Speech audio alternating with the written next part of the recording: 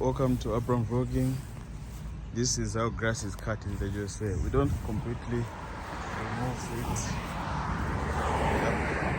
So just we call it lawn mowing. Mowing. Just cut, you trim the grass. These are houses. So nice. This is how some people park their cars. Wow. So it's very hot, but it seems the rains will rain. So in America we don't have specific rain season. So rain can rain at any time, even during snow, winter, we experience rain, spring, summer, fall. Yep.